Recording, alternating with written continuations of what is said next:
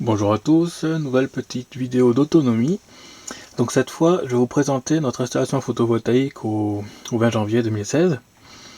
Donc là, c'est la grappe de panneaux, donc avec les 3 strings qu'on a, qui sont que j'ai déjà présenté dans la vidéo précédente.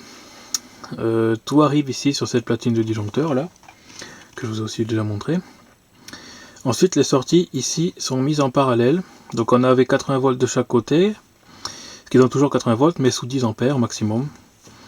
On a donc dessus un chargeur 1224, donc c'est du EP Solar, 30 ampères donc, qui attaque les deux batteries ici qui sont en série, donc c'est du 12 volts 100 ampères qui sont en série, pour avoir du 24 volts 100 ampères, voilà. Et après ces 24 volts on l'utilise pour les appareils que je détaille tout à l'heure. L'autre grappe, donc qui donne 200 watts crête ici, c'est le même chargeur en fait, c'est la même marque, mais en 10 ampères seulement, qui charge cette batterie 12 volts 60 ampères, et un onduleur ici pur sinus 300-600 watts, donc 300 watts continu, 600 watts pointe. Il y a un rapport de 2 quand c'est du HF, donc de haute fréquence en fait dans l'onduleur, mais j'expliquerai un peu plus en détail, je ferai des vidéos spécifiques là-dessus. Et ça attaque la chaudière. Donc la chaudière elle consomme environ 150 watts à peu près, parce que c'est le circulateur qui pompe pas mal en fait. Il y a le ventilateur plus le circulateur. Mais j'expliquerai ça encore dans une autre vidéo spécifique sur la chaudière. Ça viendra à la suite. Voilà, donc de temps en temps, je branche aussi la maison dessus. Parce que en sortie du 24 volts, là j'ai un autre gros onduleur, donc lui il est vraiment bien plus puissant. Et 8 kW continu, 32 kW en pointe, donc là on peut voir qu'on a un rapport de 4. Donc c'est aussi un pur sinus, mais celui-là c'est de la basse fréquence, donc c'est un gros transfo normalement qui est dans un bon gros transfo torique là. Et donc ceux-là ont la particularité de pouvoir multiplier par 4 la puissance crête. Donc ce qui fait qu'il permet en fait, en théorie, de démarrer n'importe quel appareil, parce qu'il n'y a pas d'appareil qui va consommer plus que ça dans une maison de particulier, voilà. Donc celui-là est relié à la maison, en sachant que je l'utilise assez peu souvent, parce qu'il a une consommation à vide assez importante. Donc ça c'est pareil, j'expliquerai dans la vidéo spécifique sur les onduleurs, la consommation à vide. Qui fait que ça peut vider la batterie si on l'utilise, si on laisse allumer tout le temps, et que si on ne branche rien comme appareil, ça va quand même vider la batterie, parce qu'il consomme beaucoup. Voilà, donc les 24 volts alimentent aussi un convertisseur à 24 volts 12 volts pour l'éclairage. Donc ça c'est pareil, je ferai une vidéo pour vous montrer pour la partie multimédia, mais c'est le même genre de convertisseur en fait. J'en parle après, la partie multimédia. Parce qu'on a fait tout l'éclairage en LED 12 volts, et donc il y aura une centrale domotique qui va gérer tout ça. Bon, pour le moment c'est des détecteurs, puis voilà quoi, donc mais tout est en 12 volts, donc ça consomme pas grand chose. C'était pour justement, on avait déjà prévu, ça on l'avait prévu par contre, de fonctionner comme ça dès le début. Et les 24 volts qu'on a là vient aussi dans la chambre. Pour le moment il n'y a que la chambre, on n'a qu'une chambre d'utilisable on va dire. Sur une platine de disjoncteurs, donc là on a des premiers disjoncteurs ici spécifiques pour les panneaux, et là on en a d'autres qui sont spécifiques pour les appareils dans la chambre. En sachant qu'on doit rajouter une autre platine ici en sortie des batteries pour envoyer dans les différentes pièces en fait. Voilà. Pour le moment on n'a qu'une seule pièce utilisable, donc on n'a pas mis de disjoncteurs, en fait tous les disjoncteurs sont là.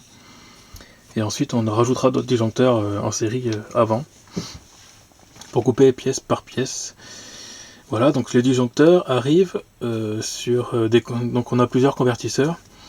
On a qui sort du 12 volts pour l'éclairage, on en a qui sort du 15 volts pour l'ampli audio, du 19 volts qui alimente les deux écrans et les deux PC portables. Ça permet en fait d'utiliser les PC directement sur les batteries, et donc de ne pas passer par un convertisseur 220, parce que les convertisseurs 220 ça pompe en courant. Même si on branche rien derrière, le fait de l'allumer, il consomme une certaine quantité d'énergie en fonction de la technologie, si c'est du chinois ou pas. Voilà, les chinois ça consomme un peu plus. Mais bon, ça fonctionne quand même bien, donc j'en suis bien content quand même. Voilà, donc ça c'est l'installation globale. Donc là je vais parler de ça, je vais détailler ça quand on sera dans le cellier pour vous montrer. À savoir que ça va quand même pas mal évoluer.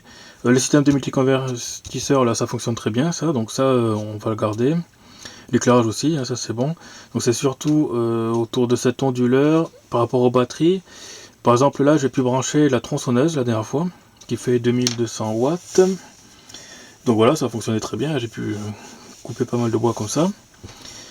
Par contre, j'ai essayé de démarrer le compresseur, par exemple, et le compresseur, lui, il écroule la tension des batteries, en fait. Donc c'est la batterie, elles ont des résistances internes, et si on tire trop de courant, la tension chute. Même si la tension dans les batteries est assez élevée, la tension aux bornes de l'onduleur, donc que l'onduleur mesure, chute, ce qui fait que par rapport à une résistance, si on met une résistance avec U égale RI, bon, plus on tire du courant, plus la tension chute, en fonction de la résistance interne. Donc l'onduleur voit une tension plus basse et il coupe. Donc le compresseur commence à tourner, puis il se coupe, parce qu'elles ne sont pas prévues pour supporter suffisamment de courant, comme les courants de démarrage de voiture par exemple. Donc il faut qu'on change ces batteries-là, qui nous donnera aussi plus d'autonomie pour le multimédia, et puis qui permettront d'avoir plus de puissance en fait dans l'onduleur. D'avoir moins de chute de tension, parce que la puissance elles y sont dans les batteries, mais la tension chute à cause du courant, voilà. En plus de ça, il y a quand même un petit truc, c'est que 8000 watts sur 24 volts, c'est moyen. J'aurais voulu passer en 48 volts, mais après il faut des chargeurs spécifiques 48 volts qui coûtent plus cher. L'onduleur coûte aussi plus cher, parce que voilà. Donc le but, ce serait en fait de monter en tension, comme j'expliquais dans la vidéo sur les panneaux solaires, monter en tension pour diminuer le courant, ce qui permet de limiter les pertes. Voilà.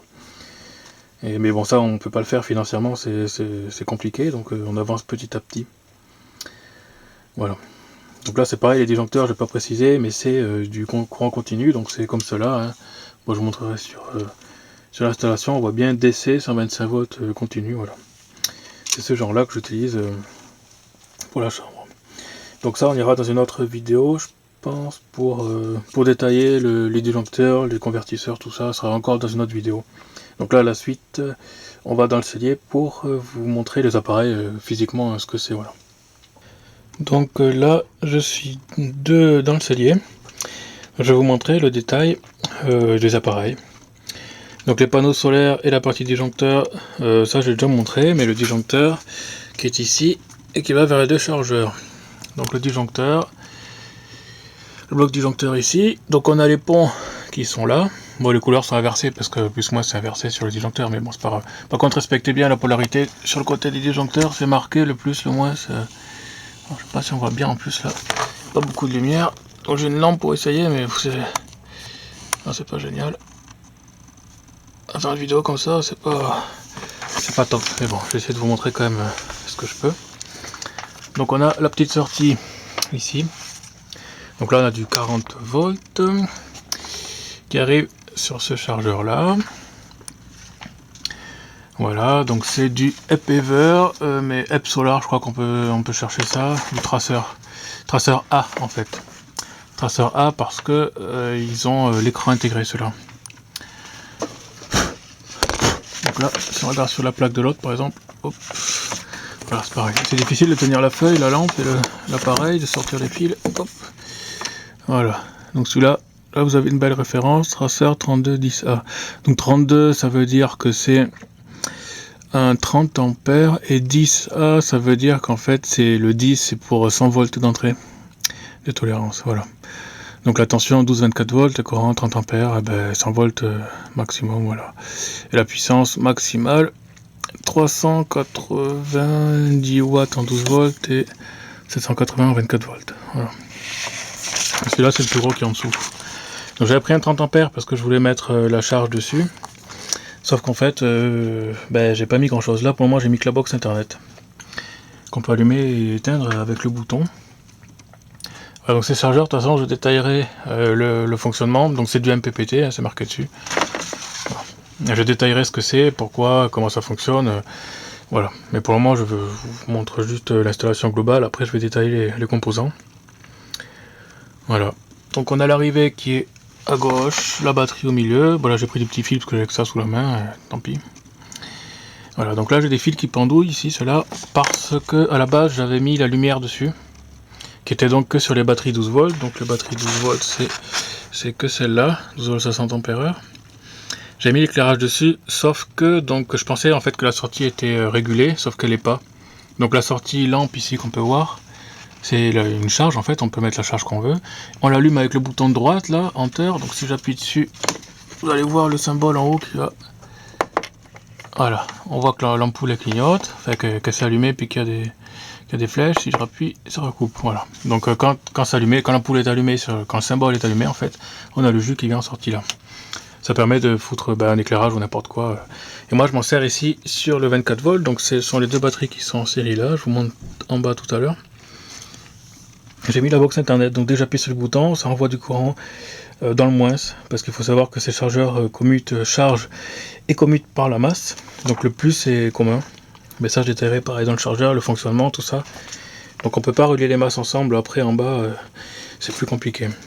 Voilà, donc les batteries, donc ici on a les deux de 12 volts 100 ampères, ici, hop là, si on voit bien. Bon, la marque est un peu pourrie et je pense qu'elles le font pas trop. Donc on va changer de toute façon, mais celles-là après serviront plus que pour l'éclairage, voire peut-être pour internet aussi, mais voilà, rien de plus quoi, pas de truc sensible. Et l'autre, donc on a la 12 volts 60 ampères, c'est celle-là. C'est un déstockage qu'on avait touché pas trop cher, mais en fait au final on l'a payé plus cher que les deux autres. Voilà, donc 12 volts 60 ampères, je sais pas si on voit bien. C'est pas génial, mais bon. Voilà, donc là pour le moment celle-là, elle va donc à son chargeur, et puis elle monte ici au convertisseur Pure Sinus, 300 watts, 600 watts. Donc comme j'expliquais au début de vidéo, 300 watts c'est en continu qui peut tenir, et 600 watts c'est en pointe. Donc au démarrage des moteurs ou un truc comme ça, ça consomme toujours plus, donc il faut, voilà. Et donc ce qu'on fait pour allumer, simplement le bouton on-off ici. Donc, par contre c'est tout manuel, donc il faut venir ici, allumer pour le moment. Donc là après ça va au fil, et puis ça injecte. Alors j'ai fait une prise mal, c'est ce qu'il faut surtout pas faire dans les maisons, bien sûr. Généralement ce que je montre de toute façon c'est ce qu'il faut pas faire, mais voilà, moi je fais parce que ça fonctionne. Hein. Et là donc j'injecte dans les prises de la maison pour générer le 220, voilà. Moi je peux le faire parce qu'on est complètement isolé ici, on n'a pas du tout EDF. Ils nous ont coupé, donc le fil, il n'y a plus de fil quoi, donc voilà. Bon, ça c'est la prise qui va vers la chaudière. Je vous montrerai dans l'autre vidéo, donc je la branche là-dessus, qui permet de balancer du jus dans la chaudière ou dans la prise ou dans les prises de courant de la maison quand c'est une faible consommation. Voilà, jusqu'à 300 watts on peut brancher dessus. Au-dessus, il faut passer sur le gros onduleur. Donc le gros onduleur, il est là. Alors c'est un mastodonte, celui-là, il est Pure Wave. Donc il y a un chargeur de 120 ampères dedans. Mais je l'utilise pas parce que 120 ampères dans ces petites batteries, ça charge à plus de C. Et donc le C c'est la capacité de la batterie en fait, et c'est pas bon du tout. Alors j'ai pas essayé, je sais pas s'il va réguler, s'il va faire quelque chose. Donc les entrées ici sont en parallèle, ce qui est pas très bon en fait apparemment. Donc celui-là par exemple, vu qu'il n'y a pas beaucoup de puissance, il n'y a que les entrées comme ça, il n'y en a qu'une de chaque. Hein. Là il y en a deux grosses. Bon, pour le moment je passe par des pinces croco sur des câbles de démarrage de voiture. Bon, c'est vraiment le bordel parce qu'on est en chantier depuis le début de la construction, on vit dans la maison donc c'est le bordel. Et il y en a partout quoi, on en a partout. Mais c'est compliqué d'avancer parce que on peut pas faire le garage parce que financement voilà c'est pas possible, donc là dans Pure Wave, donc ici. Bon, il y a un petit écran mais bon ça pas trop, donc là ça on l'allume avec Power Save, donc c'est pour toutes les 3 secondes en fait il envoie du jus, il regarde s'il y a une charge, s'il n'y a pas de charge il repasse en veille en fait en gros. Voilà, et puis il est sorti là. Donc une sortie prise classique ici, j'ai mis une rallonge, et en dessous c'est pour mettre la maison carrément. Les fils sont plus gros, on peut voir qu'ils ont aussi encore multiplié le nombre de fils là, donc ça c'est la sortie. LNE, donc la phase, le neutre et la terre. Voilà. Donc ça c'est la sortie de la maison, donc c'est pour brancher toute la maison complète, mais ce sera fait plus tard quoi. Et ça c'est l'entrée, donc c'est pareil, soit on rentre ici, soit on rentre à côté, là c'est l'IEC classique ça là. Voilà, donc ça c'est pour activer la fonction recharge, pour pouvoir charger les batteries à partir de cet onduleur. Là-bas j'ai pris qu'un 6 kW, mais ils m'ont envoyé un 8 kW, alors je sais pas pourquoi, mais bon, tant mieux dans un sens. C'est très bien. Donc LF ça veut dire low frequency, c'est à dire qu'en fait plutôt qu'avoir de la haute fréquence dans le transfo, c'est la basse fréquence, donc normalement c'est un gros, il doit y avoir un gros torique quelque part hein, en dessous. Et donc on peut voir ici 32 kg de puissance en impulsion. Voilà. Donc par rapport à l'installation, ici je vous ai montré donc les chargeurs, batterie. La chambre, ce sera une vidéo spécifique. Donc le 300 watts chaudière, le gros et le 24-12 volts éclairage. Donc le 24-12 éclairage, ce sont ces deux batteries là qui sont en série, que j'ai déjà montré, qui viennent ici. Hop. Donc là, la connexion comme ça a l'air manouche, mais en fait il y a des dominos dedans. Mais bon, c'est juste que je mets du scotch pour éviter qu'il y ait une saloperie qui tombe dessus ou quoi. Donc voilà, ce genre de convertisseur, je vais vous montrer aussi pour la vidéo de la chambre, pareil. Ça fonctionne très bien, donc on envoie du 24 dedans, mais en fait avec une large plage de tension. Donc celui-là, on peut envoyer de 8 à 40 volts en fait, et il sort en sortie du 12 volts. Donc le 12 volts après ça part là-dedans, et puis ça va dans le tableau électrique 12 volts. Donc ça c'est les départs lumière. Pour le moment l'entrée est commune, l'entrée des disjoncteurs est commune, mais après je rajouterai la centrale domotique qui gérera aussi tous les fils noirs. Donc tous les fils noirs qu'on peut voir en fait c'est les détecteurs, ce qui permet d'allumer ou éteindre automatiquement les lampes en fait quand on est dans la pièce. Voilà, ça permettra de faire des économies puis d'allumer seulement quand il y en a besoin. Donc voilà, c'est vraiment le gros foutoir en fait partout, on a des gaines partout du fil. Ouais. Mais bon, on n'a pas le temps, en plus en travaillant la semaine, on rentre le soir, on n'a pas forcément trop envie de s'y mettre, donc voilà, c'est le bordel quoi. Et puis toujours pareil quoi, financièrement c'est pas toujours facile. Ouais. Donc voilà, ça c'est le petit tableau de disjoncteur pour. Donc dessus on va en rajouter, hein, on va prévoir du monde.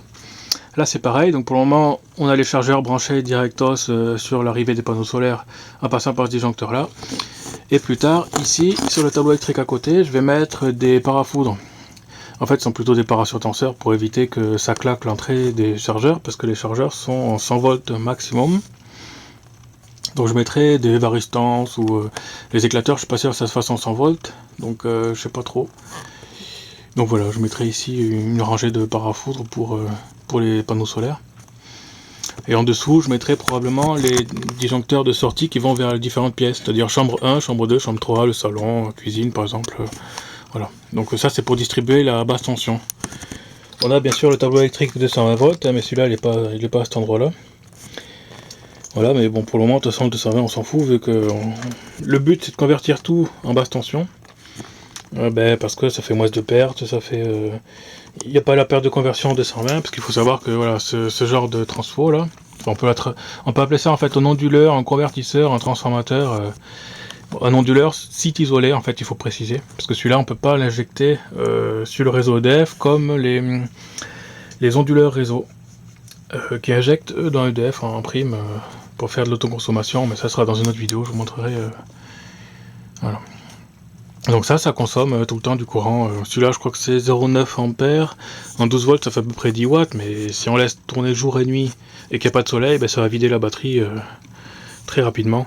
Donc c'est pas intéressant du tout de laisser ce genre d'appareil allumé. C'est pour ça qu'on coupe. Bon après c'est pas très compliqué, on vient dans le cellier, on appuie sur le bouton, là on fait ça, hop. Voilà, et puis là il y a du 220 partout dans la maison, c'est simple. Hein. On appuie, ça coupe, et puis voilà. Donc on allume quand il y a besoin, certains appareils. On fait la même chose avec celui-là, et puis on en a aussi un autre que j'ai pas montré, c'est celui-là. Alors celui-là, je sais pas si on va bien voir comme ça. C'est un modified sine wave. Donc en fait, ça c'est pas du pur sinus. Celui-là, c'est du carré dégueulasse. Mais ça passerait pour les monteurs à la limite. Donc je pensais mettre dessus le frigo par exemple plus tard. Pour le moment, donc le frigo est coupé, on n'a pas de frigo. Bon, on s'en fout de toute façon. Enfin, bon, en tout cas, je m'en fous. Donc je vais en fabriquer un plutôt, qui consommera pas beaucoup en mettant une très grosse couche d'isolant. Et voilà. Bon, ça j'en parlerai dans une autre vidéo parce que c'est encore un autre truc. Il y a pas mal de choses à dire encore dessus, mais ça viendra. Donc les cosses, j'ai fait ce qu'il faut pas faire, quoi. Des prises par-dessus, les unes des autres. Voilà quoi. Pas isolé aussi, donc ça je vous conseille fortement d'isoler parce que si un truc tombe dessus, c'est pas bon du tout. Bon, ça sont des batteries étanches, donc il n'y a pas trop de gaz normalement qui doit sortir. Mais bon voilà, il faut que ce soit dans un endroit ventilé, tout ça, mais ça on verra dans d'autres vidéos, de toute façon les batteries ce sera plus tard. Puis sur internet après il y a plein d'autres mondes qui doivent bricoler aussi je pense, donc voilà. Donc le petit chargeur ici, celui-là c'est le même que ces frères là à côté. Sauf qu'il n'a pas d'écran, donc il faut brancher. Dessous, il y a des prises. Oh, j'ai pris cela parce que c'est du MPPT qui sont pas trop chers. Et ils ont des prises ici, communication. Donc dessus, on peut brancher un petit appareil que je vous montrerai dans une vidéo spécifique pour les chargeurs là. Enfin, chargeur, contrôleur, voilà en fait, et voilà, c'est contrôleur de charge solaire. Donc en fait, voilà, ça. Donc dessus, on peut voir bon, la tension, le courant consommé, la tension des panneaux, le courant absorbé par les panneaux, voilà. Enfin, il y a plein de choses quoi. Mais ça sera dans une autre vidéo parce que là, ça fait trop long sinon. Donc voilà, donc les vidéos, vous pouvez les télécharger en qualité originale sur mon site, hein, je mettrai le lien sur YouTube. Et puis l'image là de ça là, pareil si vous voulez le plan, ce sera aussi en lien. Voilà, à plus.